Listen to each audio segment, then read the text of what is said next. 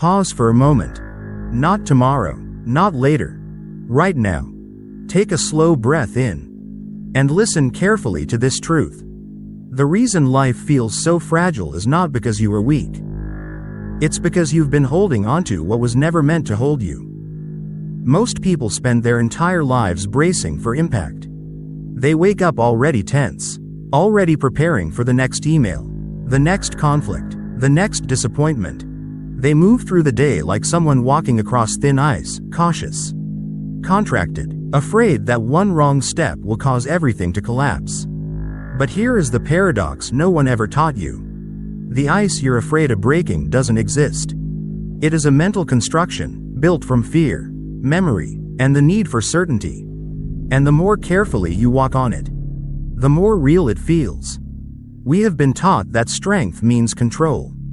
That resilience means predicting every possible outcome. That being unshakable means hardening ourselves emotionally, psychologically, spiritually. But this is not strength. This is exhaustion disguised as discipline. True unshakability is not built by making life safer. It is discovered by realizing you were never in danger in the way you believed. Let's look closely. When something difficult happens, a loss, a failure, a rejection, there is the event itself. A fact, a moment. But almost immediately, something else appears. A story. A story about what this event means. About who you are now. About what this says about your worth, your future, your identity. And this story doesn't unfold once. It repeats. Again and again. Hour after hour. Day after day. The event happened once. The suffering is happening now. This is the key distinction most people never see. Pain is inevitable. Suffering is optional. Pain belongs to life. Suffering belongs to interpretation. Your nervous system is not reacting to reality. It is reacting to the narrative you've rehearsed thousands of times. Modern neuroscience confirms what ancient wisdom always knew. The brain does not experience the world directly. It experiences a prediction, a model shaped by past conditioning. In fact, over 90% of your thoughts today are repetitions of yesterday's thoughts. You are not responding to what is. You are responding to what was. And here is the quiet liberation hidden inside this fact. If you are repeating the story, you are not trapped inside it. You are the storyteller. Most people never discover this because the mind speaks in their own voice. It feels personal, authoritative, true. But thoughts are not commands. They are suggestions, often outdated ones.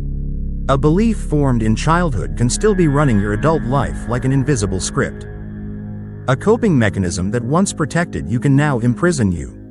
You may be a capable, intelligent adult. Yet when triggered, you are suddenly responding from the nervous system of a frightened child. That is not failure. That is conditioning. So the question becomes, where does freedom begin? Not in changing circumstances. Not in controlling outcomes. Not in eliminating discomfort.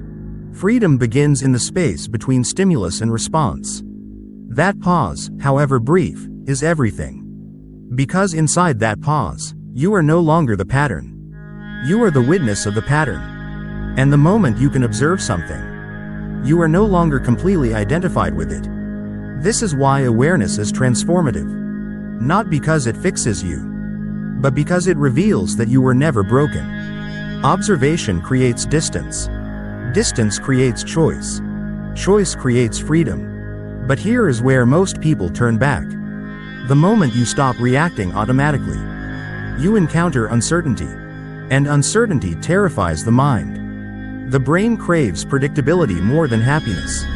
It would rather you stay miserable and familiar than peaceful and unknown. This is why people cling to identities that hurt them.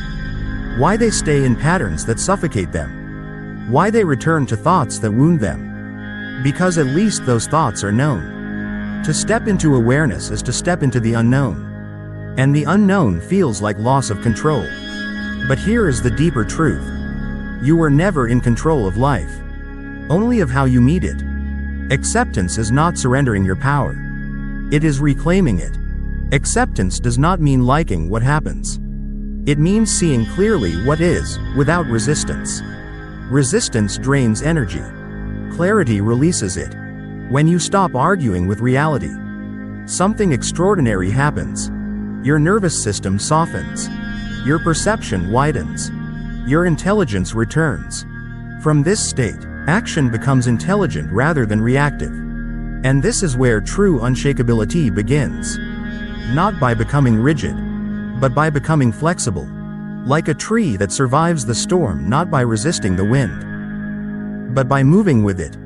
Like water that meets obstacles not with force, but with adaptation. You are not meant to be unbreakable. You are meant to be fluid.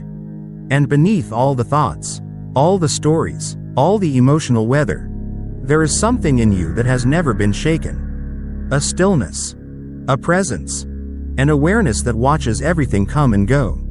This awareness does not panic. It does not need reassurance. It does not demand certainty. It simply observes. And this awareness is not something you need to create. It is what you already are, beneath the noise.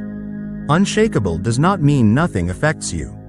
It means you no longer confuse what affects you with who you are. In the next part, we will go deeper into how emotional patterns form, why control is an illusion, and how learning to stay present with discomfort dissolves suffering at its root. But for now, let this land gently.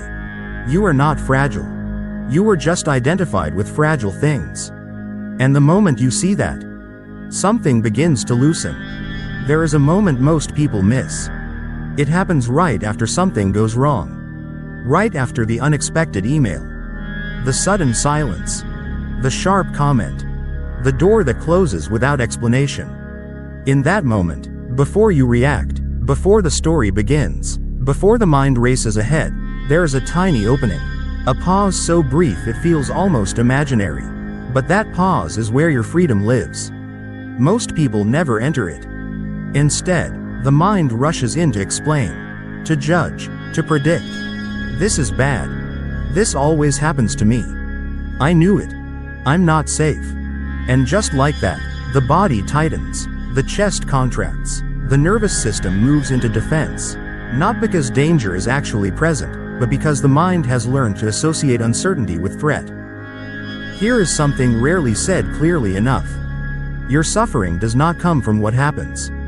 It comes from the speed at which the mind turns sensation into meaning. The event is neutral. The meaning is inherited. Long before this moment, long before today, you learned what uncertainty means. You learned what loss means. You learned what criticism means. These meanings were not chosen consciously. They were absorbed, copied, rehearsed. And now, years later, they play automatically. This is why two people can face the same circumstance and have entirely different inner experiences. One collapses, the other breathes. One panics, the other pauses. The difference is not strength. It is relationship. One is fused with the narrative. The other can observe it. To become unshakable is not to eliminate emotion. It is to stop confusing emotion with identity. Feelings arise. Sensations move. Thoughts appear. But none of them are you. They are weather patterns moving through awareness. When you don't know this, every emotion feels like a verdict. When you do know this, emotions become information. This is why presence is not a spiritual luxury. It is a biological necessity. Your nervous system was never designed to live in constant anticipation. It was designed for short bursts of danger followed by long periods of rest. But modern life has reversed that rhythm. We live in perpetual, almost threatened, almost failing, almost losing something. So the body stays braced. And a braced body cannot feel safe. A braced body cannot be creative. A braced body cannot be at ease. Unshakable presence begins when you stop trying to make the future behave. Notice this carefully. Every time you try to control what happens next, the body tightens. Every time you insist life must unfold a certain way, anxiety increases. Every time you resist what is already here, energy drains. This is not a personal flaw. It is a misunderstanding. Acceptance does not mean liking what is happening. It means seeing clearly what is happening, without argument. When you accept the moment, you stop fighting reality. And when you stop fighting reality, something remarkable occurs. Intelligence returns. Clarity is impossible while resisting. Think of acceptance as opening your hands instead of clenching your fists. The energy you were using to resist becomes available for response. This is where true strength lives. Not in rigidity, but in responsiveness. The rigid tree snaps in the storm.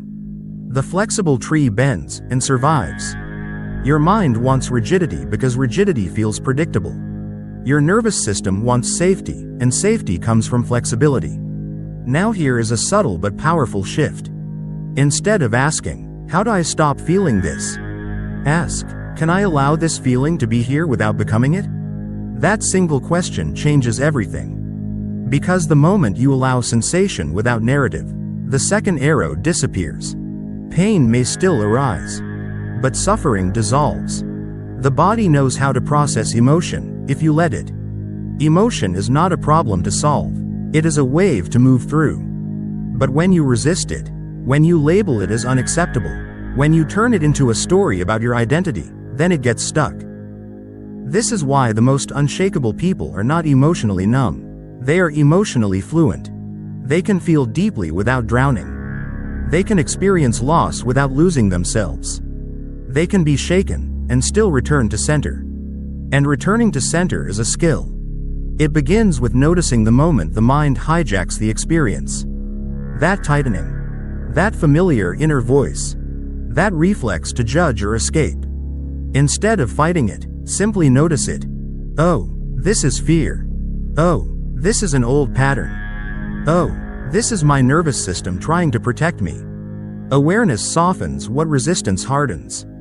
When you name the pattern, you step out of it.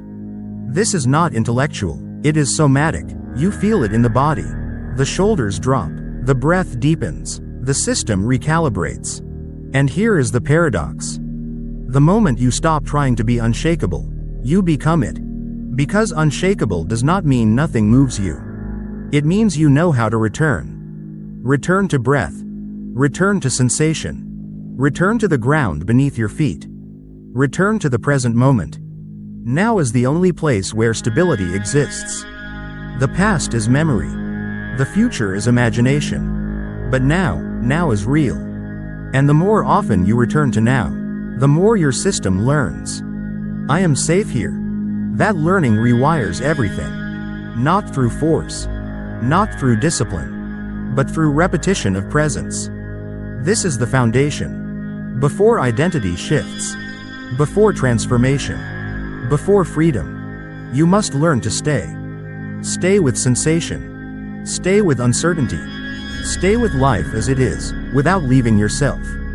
Because the moment you stop abandoning yourself, life stops feeling like a threat.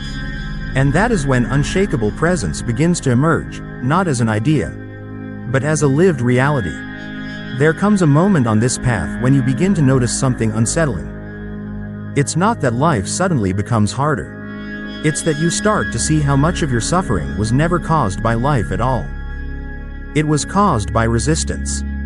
By the subtle, constant tension of trying to keep reality from being what it already is. Most people believe they suffer because events are painful. But pain alone is not what breaks us. What breaks us is the refusal to allow pain to exist without turning it into a story about who we are. This is where unshakability truly begins. Not in strength, not in control, but in acceptance. And acceptance has been deeply misunderstood. Acceptance is not saying, "This is fine." Acceptance is saying, "This is here." Nothing more. Nothing less. The nervous system does not need explanations. It needs safety. And safety is created the moment you stop arguing with what is happening. Notice how quickly the mind reacts to discomfort. A tight chest appears. A difficult message arrives. A relationship shifts. A plan collapses. And within seconds, the mind rushes in with commentary. This shouldn't be happening. I can't handle this. This means something is wrong with me. This will ruin everything. The event itself is often brief. But the story continues for hours, days, sometimes years. This is what ancient teachings referred to as the second arrow. The first arrow is the event. The second arrow is the meaning you add.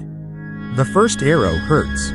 The second arrow creates suffering. And the most unshakable people are not those who avoid the first arrow. They are the ones who refuse to fire the second. This is not passive. It is extraordinarily powerful. Because the moment you feel pain without turning it into identity, something shifts. The body can process pain. It cannot process resistance. Emotion is energy designed to move through you. Fear tightens. Grief heavies. Anger heats. Sadness softens. None of these are problems. They only become problems when you say, "This feeling should not be here." The nervous system interprets that resistance as danger. And when the body feels danger, it contracts. Breathing shortens. Muscles tighten. Thoughts race. Time collapses into urgency. This is why control feels necessary. Control is the mind's attempt to create safety. But here is the paradox. The more you try to control life, the less safe your nervous system feels. Because control requires constant vigilance. And vigilance is exhausting. True unshakability comes not from predicting every outcome, but from trusting your capacity to meet whatever arises. There is a profound difference between "I must make sure nothing goes wrong" and "I can be with whatever goes wrong." The first creates anxiety. The second creates stability. This is not philosophy. It is biology. When you allow a sensation to exist without resistance, the brain receives a new signal. There is no immediate threat. Heart rate slows. Breathing deepens. Muscles release. Clarity returns. And from clarity, intelligent action becomes possible. This is why acceptance is not weakness. It is the doorway to choice. When you are resisting reality, you have no choice. You are reacting. When you accept reality, you regain agency. You stop fighting the moment and start responding to it. This is where many people get confused. They believe acceptance means doing nothing. But acceptance is what allows you to do the right thing. If you lose your job and refuse to accept it, you panic. If you accept it, you can plan. If a relationship ends and you resist it, you cling. If you accept it, you grieve and heal. Acceptance clears the fog. Resistance thickens it. Now, let's go even deeper. The reason acceptance feels so threatening is because it removes the illusion of control. And the ego survives on illusion. The ego wants guarantees. It wants certainty. It wants permanence. But life is movement. Nothing stays. Nothing freezes. Nothing obeys your preferences forever. Trying to control life is like trying to hold water in your fists. The tighter you squeeze, the faster it escapes. Unshakable awareness understands something simple and radical. You were never meant to control life. You were meant to participate in it. Participation requires presence. Presence requires acceptance. And acceptance requires courage. Because when you stop resisting, you feel everything. You feel the grief you postponed. The fear you suppressed. The disappointment you never allowed yourself to name. This is why people stay busy. Noise is easier than honesty. But here is the truth that changes everything. Feelings cannot destroy you. Avoidance can. Every emotion has a lifespan. If you let it complete its cycle, it rises. It peaks. It falls. Always. But when you interrupt the cycle with judgment, the energy has nowhere to go. So it turns into anxiety, or depression, or numbness. Unshakable people are not numb. They are deeply alive. They feel fully and move freely. They allow sensations to pass through them without building an identity around them. "I am feeling fear" is very different from "I am a fearful person." "I am experiencing loss" is very different from "I am broken." This distinction is liberation. You are not your sensations. You are the awareness experiencing them. And awareness is vast. This is the turning point. When you stop identifying with what passes and begin resting in what observes. Thoughts arise. Sensations arise. Emotions arise. And something remains unchanged beneath them all. That something is not fragile. It does not panic. It does not rush. It does not collapse. It simply witnesses. And the moment you recognize yourself as that witness, life loses its power to destabilize you. Not because pain disappears, but because pain no longer defines you. In the next part, we will explore how this awareness becomes your true center, how identity dissolves into presence, and how unshakability stops being something you practice and becomes something you are. Stay here. You are closer than you think. At some point on this path, something subtle but decisive begins to happen. You stop asking life to be different. And in that moment, life finally reveals itself. Most people believe strength comes from control, from managing outcomes, from anticipating every possible problem before it arrives. But what you are discovering now is far more radical. Real strength comes from meeting reality without flinching. Notice how much of your energy has been spent resisting what already is. Arguing internally with facts. Replaying conversations that cannot be undone. Fighting emotions that are already present in your body. This resistance feels active, but it is actually paralysis. It locks your nervous system into constant alert. It keeps you braced for impact that often never comes. Acceptance, however, changes the entire equation. Acceptance does not mean approval. It does not mean liking what happened. It does not mean giving up your power. Acceptance means you stop wasting energy denying reality. And you begin using that energy to respond intelligently. When you accept the moment as it is, something remarkable occurs in your biology. Your breathing slows. Your muscles release.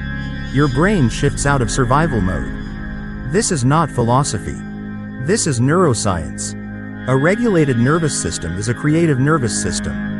And in regulated one can only react. And this is why acceptance is not passive.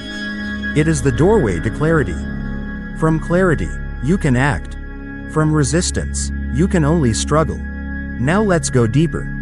The reason life feels so overwhelming is not because events are too big. It is because you are carrying an identity that is too small. An identity built from stories, from roles, from old definitions of who you think you must be. I am the one who must hold everything together. I am the one who cannot fail. I am the one who must be strong at all times. These identities seem noble, but they are prisons. Because when life challenges them, you feel personally threatened. When something collapses, you feel as though you are collapsing. But here is the quiet truth. You are not the role.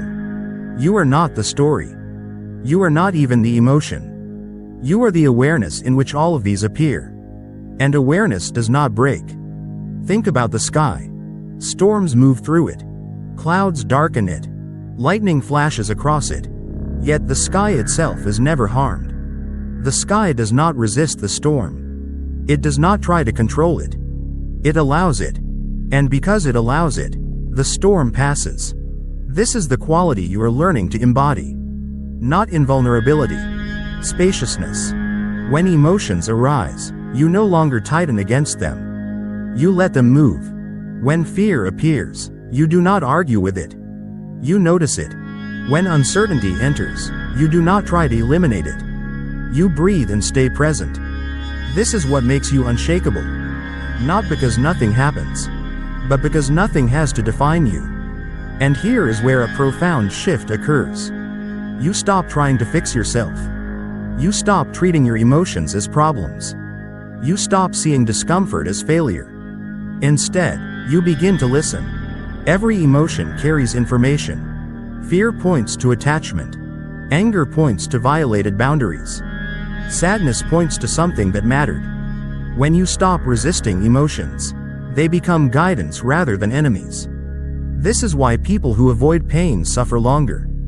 Pain moves when it is felt. It stagnates when it is resisted. Emotion is energy in motion. And when you allow it to complete its cycle, your system naturally returns to equilibrium. You were designed for this. Your body knows how to heal.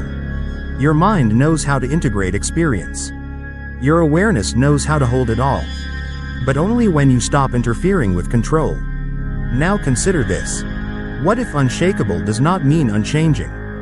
What if it means being so rooted in presence that change no longer threatens you? This is the paradox. The more flexible you become internally, the more stable you feel externally. The tree that survives the storm is not the stiff one. It is the one that bends. Rigidity breaks. Flexibility endures. And this flexibility begins with how you speak to yourself. The inner voice that narrates your life shapes your nervous system more than any external event. Harsh language keeps you in defense. Compassionate language signals safety. This does not mean lying to yourself. It means telling the truth without violence. Instead of, I shouldn't feel this way, you say, this is what is present. Instead of, I'm broken, you say, something is asking for attention. Instead of, I must fix this now, you say, I can stay with this. These small shifts create enormous internal safety. And safety is what allows growth. You cannot evolve while under constant self-attack. You can only survive. But when your system feels safe, it opens. Insight arises. Creativity returns. Resilience emerges naturally. This is why the most grounded people are not those who suppress emotion, but those who allow it without drowning in it. They feel fully. And they release fully. They do not cling. This is the art. And it leads to a deeper realization. You are not here to control life. You are here to participate in it. When you stop demanding certainty, life offers clarity. When you stop fighting the moment begins to support you. This is not surrender as defeat. This is surrender as intelligence. You stop swimming upstream. And suddenly, the current carries you, not away from action, but toward aligned action. And alignment feels effortless. Not because nothing is happening, but because nothing is being forced. At this stage, something inside you relaxes deeply. You realize you no longer need to brace for life. You no longer need to prepare for every possible collapse. Because you have discovered the truth. Even when things fall apart, you remain. And from that knowing, a quiet, unshakable peace begins to form. Not dramatic, not euphoric, but stable, grounded, real. And this is the ground from which the final integration emerges. There comes a moment, quiet, almost imperceptible, when you realize something has shifted. Not in the world outside you, but in the way you are standing inside yourself. The problems may still exist. The uncertainty may not have vanished. Life may not have suddenly become easier. And yet, you are no longer bracing. You are no longer holding your breath, waiting for the next crack in the ice. You are no longer rehearsing disaster in advance. You are no longer fighting reality as if it were an enemy. You are here. And that changes everything. Because the truth is this. Life never asked you to be unbreakable. It only asked you to be real. What exhausts us is not pain. It is resistance to pain. What drains us is not uncertainty. It is the demand for certainty in a world that was never meant to be predictable. And the moment you stop demanding that life be different before you can be at peace, you discover a peace that does not depend on life at all. This is the paradox.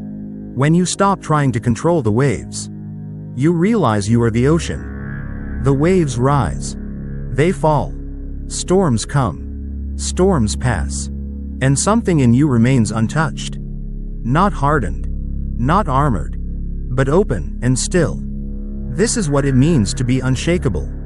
Not that nothing ever shakes you, but that you no longer confuse movement with collapse. Emotions move. Thoughts appear. Fear visits. Grief knocks. Joy arrives unannounced. And none of them define you. You have learned the difference between weather and sky. You have learned that pain is a visitor, not a landlord. That thoughts are events, not commands. That feelings are information, not identity. And perhaps most importantly, you have learned that you do not need to fix yourself in order to be free. You were never broken. You were only identified with what breaks. Achievements break. Relationships break. Roles break. Stories break. But awareness does not. Presence does not. The quiet knowing of, I am here, does not. And from this place, something subtle but profound begins to happen. You respond instead of react.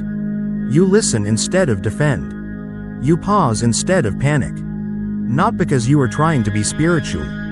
Not because you are following a technique. But because you are no longer at war with what is. And when you stop fighting life, life stops feeling like a fight. This does not mean you withdraw. It does not mean you become passive.